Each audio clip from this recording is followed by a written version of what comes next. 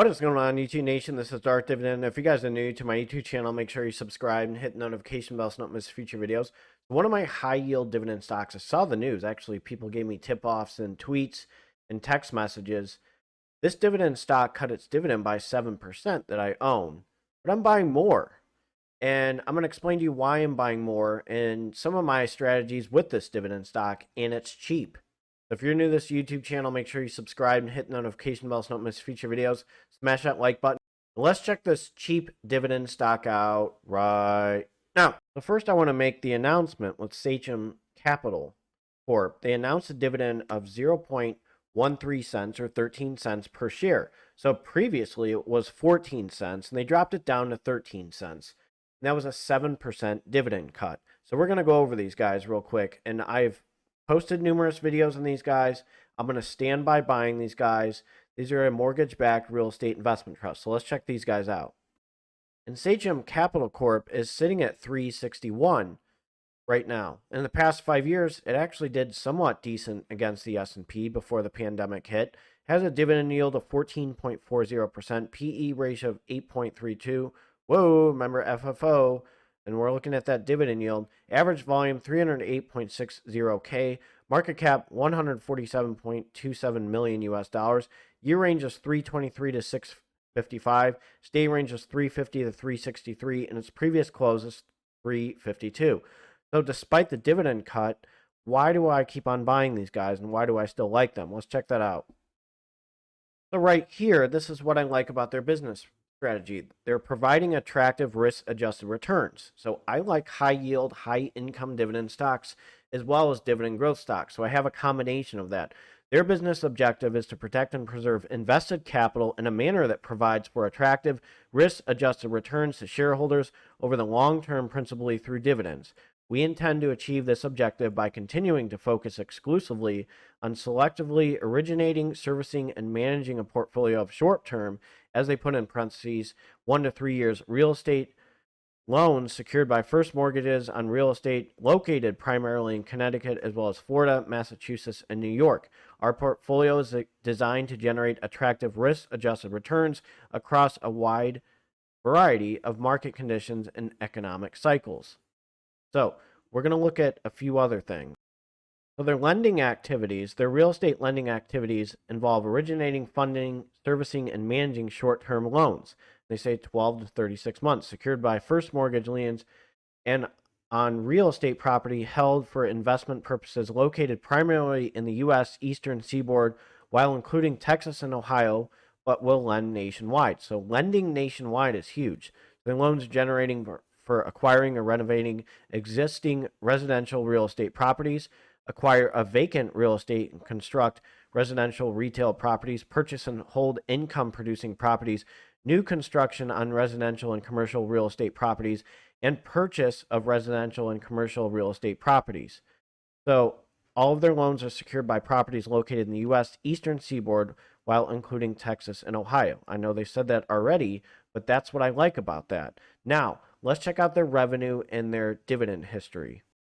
So here's our revenue in millions US dollars. 2015, 2.78, 2016, 4.134, 2017, 6.99, 2018, 11.71, 2019, 12.68, 2020, 18.60, and 2021, 30.42. So there is a huge increase in revenue. But the recent news also attracted me to buying more dividend stocks. Specifically this one, which I'm buying today. So on November 9th, 2022, they made a recent announcement. So John Villano, the CPA, the company's chief executive officer, stated revenue for the third quarter of 2022 increased 58.9% to $13.5 million, and we achieved $4.1 million of net income attributable to common shareholders, as well as $5.2 million of non-GAAP adjusted earnings, reflecting the strength of our business and specifically our loan portfolio in a very challenging interest rate environment. We continue to take appropriate measures to further reduce risk and insulate our loan portfolio, including additional enhancements to our underwriting process and limiting the term of new loans. In addition, we recently announced the new acquisition of Urbane New Haven LLC, which brings expertise in all phases of development and construction, including architecture, design, contracting, and marketing.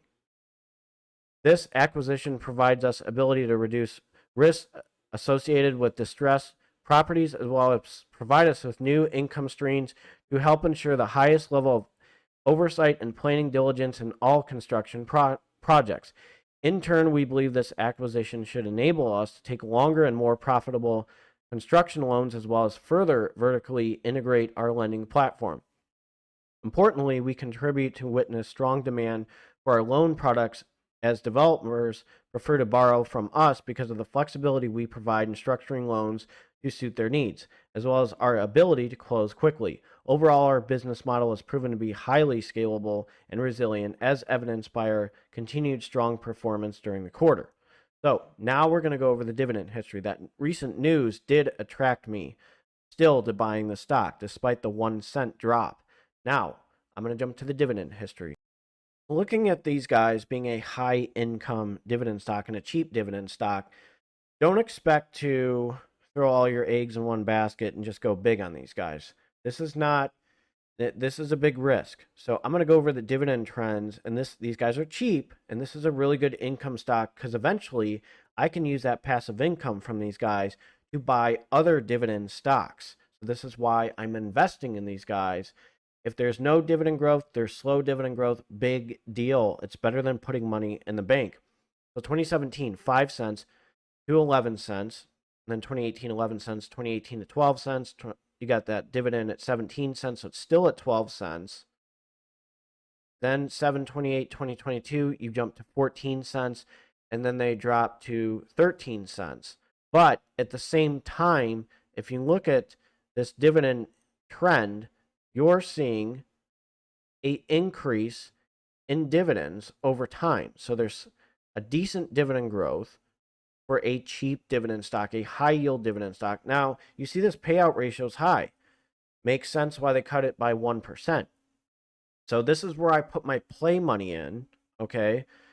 This is not, the type of dividend stock or high yield dividend stock that I expect dividend hikes to be 10%, 20%, 30%, really high like Starbucks or some of the other dividend stocks. I'm hoping that this one can consistently produce adequate dividends. Now, this is not AGNC because AGNC, their revenue is not consistent like these guys. These guys are more consistent. These guys in Arbor Realty Trust are more consistent with the revenue. And as you remember, 90% of what real estate investment trusts or mortgage-backed real estate investment trusts make go back to investors. So, I'm going to buy enough shares. Again, this is not financial advice for entertainment purposes, only disclaimer in the description. This is kind of a risky stock. This is my play money I'm throwing in. And then the other stuff, I'm hoping in the long run, I can make about $100 to $200 worth of these guys and then throw it in other dividend stocks like Realty Income or other income stocks and then start rolling. So I'm hoping to get to at least $100 to $200 in these guys and then go from there. So I just wanted to make a quick video for you guys. I can't guarantee that I'll make one Saturday or Sunday, but you got to hit that notification bell. I'm going to try to squeeze one in on Sunday. Saturday, I will be at the Ohio State-Michigan game, but I wanted to post this video. Hit the notification bell. I may be able to squeeze one in tonight for tomorrow before the Ohio State-Michigan game. So hit that notification bell after you subscribe. You guys take care. I hope you guys had a great Thanksgiving. I know a lot of people are probably recovering from food comas, maybe a little bit of hangovers from Thanksgiving. But I hope you guys had a great one and be safe this weekend and go Bucks.